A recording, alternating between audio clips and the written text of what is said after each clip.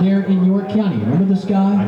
We've talked about him a couple of times this week. The guy who confronted the fake beard bandit, where he ran out to his car. The guy's named Devin McClain. He's not the fake beard bandit. He's the hero. He works there at AutoZone. Ran out to his car when the fake beard bandit came in to rob the store. It's like robbery number 30 for Mr. Follicle. Devin McClain went out, got the gun, told the guy to freeze. The guy dropped the cash and ran out with his gun. And a couple of days later, even though that Devin McClain was proclaimed a hero, AutoZone fired the guy. What's the deal with that? Is that just an HR person? Yes, they have a zero tolerance policy. You brought a gun in, we're gonna fire you. Happy holidays, Mr. McClain. So now people are all upset about this, and people have offered him like odd jobs. They've offered him different things, but he still can't find a steady job.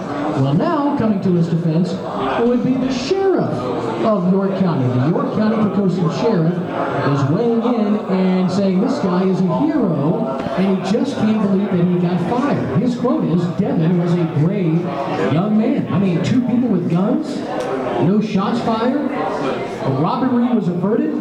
That is a pretty good ending. That's according to the sheriff, J.D. Diggs, which is just an awesome name. Absolutely. But AutoZone, for their part, say that the Air Force veteran, Devin McClain, that he violated company policy. Who writes these policies? Can you know? People who weren't there that day. People who don't understand that sometimes you have to make tough choices. This guy made the tough choice.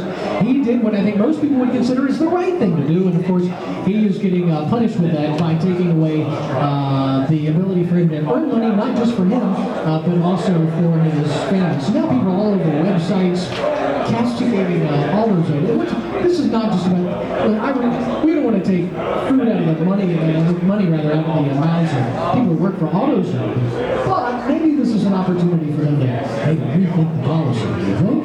I would think that would probably be a good idea. Maybe they can put a focus group together and come up with a new action. It's 11:11 on this Friday with the news of the day. Here's Bob Matthews. Thank you very much, Dave. We are going to start in Virginia Beach, where if you want to put in your 2 cents on the arena, hey, guess what? You can do it. That's right. They have got a public hearing scheduled for December 18th. That's right, December 18th, and they're at the Virginia Beach Convention Center. You go to the Convention Center, and that night you will get to hear a presentation on the arena as well as get to ask questions as well. From 6 to 8, the Citizens Advisory Committee, Virginia Beach has had that for a while there, it's holding it, and you will again be able to ask questions about the arena when you come in. Virginia Beach Medical Examiner's Office is trying to figure out the identity of and the cause of death of a human skeleton found on a vacant lot on Bonnie Road Wednesday. A woman reported that a friend found the remains while walking in a wooded area near a marsh. Police say the body appears to have been there for some time. Police say they're already reviewing missing persons records as they wait for that forensics report. The Gilmerton Bridge is going to be closed this weekend, and there will be lane closures scheduled at the JRB as well. VDOT says the Gilmerton will be closed around 8 tonight, then reopened 5 a.m. Monday at the James River Bridge. At the James River Bridge, rather. Should have had a period in there somewhere. At the James River Bridge, 1 lane will be closed in each direction and then reopened at 5 a.m. Monday. They're going to shift traffic between the lanes there as well. 7-year-old Hampton girl has died. This happened last night after being hit by a car at the intersection of Kickinton and Robinson Roads. Police say the girl was hit just before 6 and died at the hospital just before 11 o'clock. A retired 20-year Navy veteran who worked as a cryptographer was arrested on charges of trying to pass secret information to Russian spies yesterday. Robert Patrick Hoffman is charged with espionage. He could face the death penalty if convicted.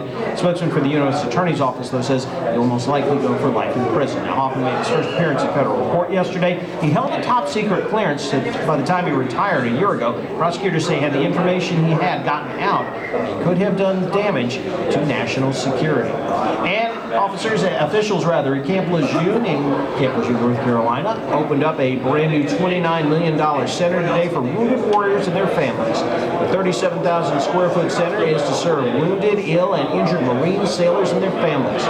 Marine Corps course, said the ribbon cutting ceremony happened about an hour ago, and they call the center the Warrior Hope and Care Center. Good cause there. Those are the headlines this hour. I'm Bob Matthews, 8790 WNIS. Now, Adrian Whitcomb, who was the Citizens for a Fort Monroe National Park, has been filming the entire newscast that Bob Matthews just gave. Now, Adrian, what are you going to do with the video? Are you going to come to watch this to get a rehash of the news? Are you going to blackmail Bob? Put it on YouTube. What are you going to do with the video? Put it on YouTube. Put it on YouTube. Are you really going to put that on YouTube? Yes, I am. I don't think you're going to get many views on it. But that's okay. Depends on how he titles it. Yeah, that's true. That makes the And difference. by the way, part of today's broadcast is brought to you by our good friends at LowerMyVAPayment.com. LowerMyVAPayment.com. You can check out the website, which is LowerMyVAPayment.com, or you can give them a call, 722-6800, 722-6800. Are you still taking this? You still taking this, Adrian? Dennis and Brad have been helping save local active duty and veterans money on their VA home loans for over 30 years, and they wanted me to tell you that there may never be a better time to refinance your current VA loan to a lower rate than right now. So go to the website, give them a call, lowermyvapayment.com or 722-6800. Now we get the mayor coming up in a matter of seconds. By the way, I wanted to get this out because I told the guy yesterday that I would, and I don't want to be remiss in doing so, but I wanted to get to this because I knew they were going to have a beautiful Christmas display here at the hotel. And Barry writes this. We were talking about Christmas displays and people getting so upset about the Christmas displays. And Barry writes in, the fundamental flaw in the argument that the anti-Christmas crowd presents is separation of church and state, or the establishment clause in the Constitution. And we talked about this on yesterday. And Barry writes, how does the town of Hogwash, Illinois, deciding to erect a nativity scene on town property constitute the Congress of the United States establishing or respecting a religion? The members of Congress probably wouldn't even know where Hogwash, Illinois is. Also, for the, and this is Barry's words, not mine, for the idiots who relish citing the separation of church and state in the Constitution, I would advise them to actually read the Constitution. The phrase, separation of church and state, or the word church, does not appear anywhere in the Constitution. Now, typically, that is referred to the letter to the Danbury Baptists that Jefferson did back, I think it was like 1802. But Barry, your points are well taken. Thank you so much. And Mo writes in, hey Dave, Bobby Scott and them are lunatics. Because yesterday we talked about a story about how they actually passed a resolution or law saying you can no longer use the word lunatic. With the issues that are facing the Congress, this is what it's worrying them. They're all moonstruck. It's time to leave the planet. Jeez, says Mo. Joining me right now is Mayor Linda Johnson. Hi, Mayor Johnson. How are you? I'm just fine, thank you, and welcome to Suffolk. Yeah, it's great to be here. Lovely facility. I had no idea this hotel's been here since 2002. I thought it was newer than that, but it looks brand new. It's beautiful. It will always look brand new because it's so well cared for and everything here is just perfect. Now, so the first time you got elected as mayor, and people started referring to you not as like ma'am or Linda or Mrs. Johnson, but they started referring to you simply as mayor. Did that take a while to get used to? Actually, it still does because I like to be Linda. That is actually who I am. So it does. It makes you stop and think. Sometimes you just like to have that name. All right.